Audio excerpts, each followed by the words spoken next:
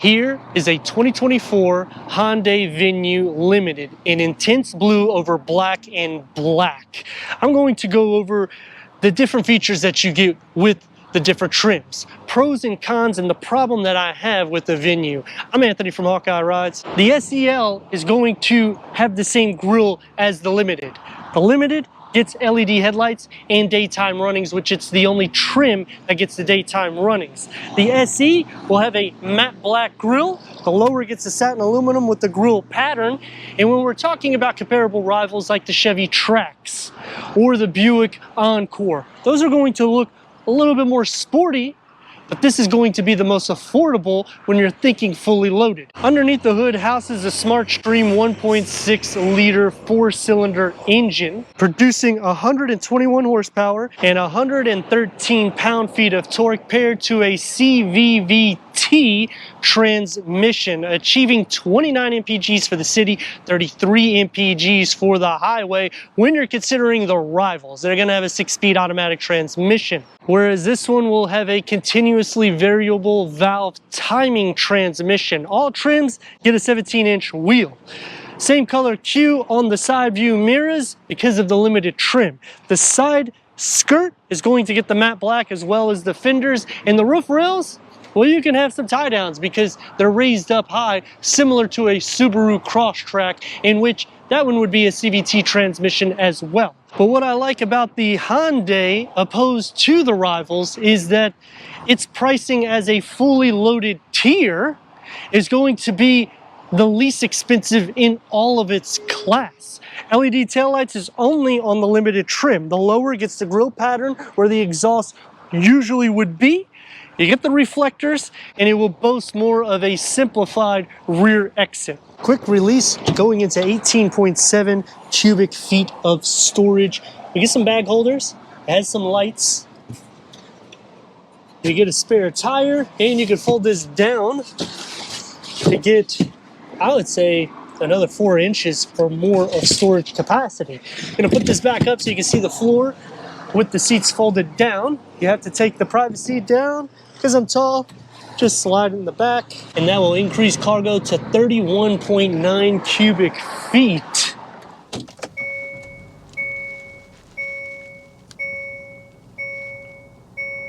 Six-way manual adjustment for the driver, 4-way manual adjustment for the passenger, cloth and leatherette only on the Limited trim, heated front seats, headroom, and leg room. The Venue has a couple of twists because you may want to tick the box for different trims, all of which will have storage in the dashboard, and you get the white, more or less, that highlights all the air vents with an 8-inch touchscreen with wired Apple CarPlay, Android Auto, Sirius XM, AM, FM, streaming Bluetooth audio. HD radio is standard, but Sirius XM comes onto the Limited trim. Put it into reverse, and you get a reverse camera with trajectory.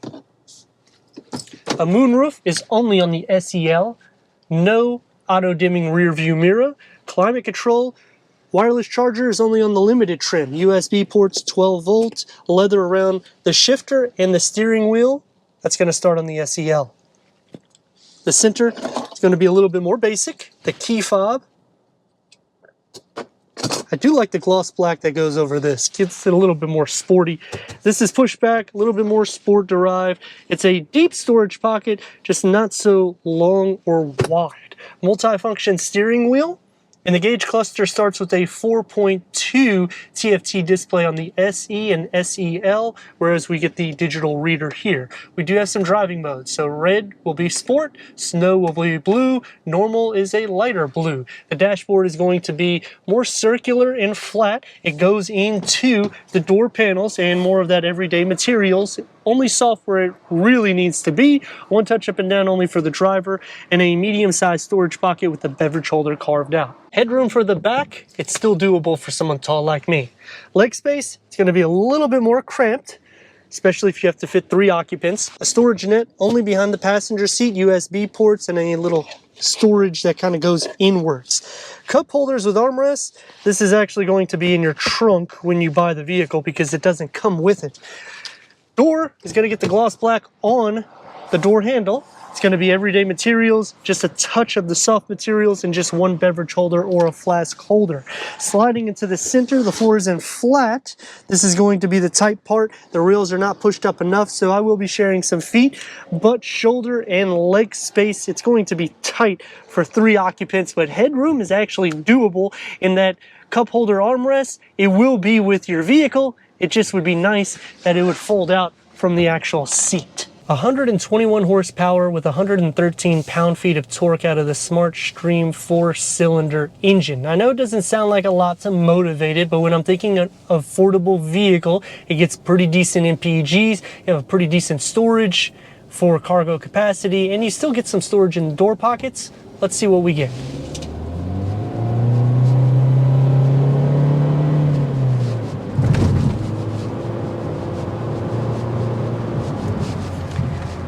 When you're in sport mode, it will not like to change the gear ratio. So it's just gonna hover at a higher RPM and you're gonna hear that engine whining.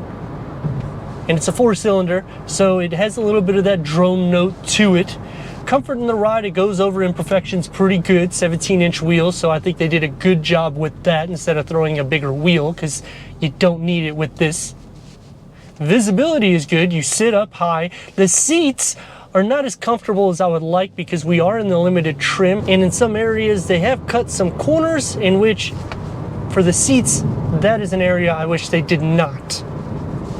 It's not so wide of a vehicle or long either, so you can get in and out. The steering is very light, so the everyday drive is good.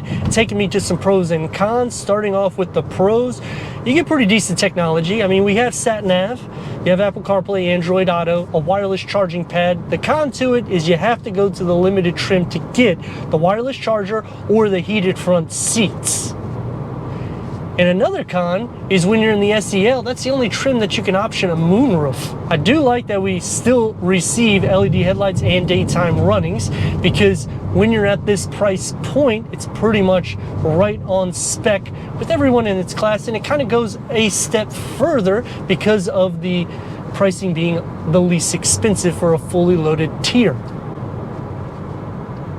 I would say the big problem is the passenger seat, because it's only 4-way manual adjustment. You can't move it up and down. So the butt to the seat sits flat, and you sit a little bit higher than you do in the driver's seat, and there's no way to reconfigure it. Turn radius at a stop point, it's about 2 lanes. Not bad.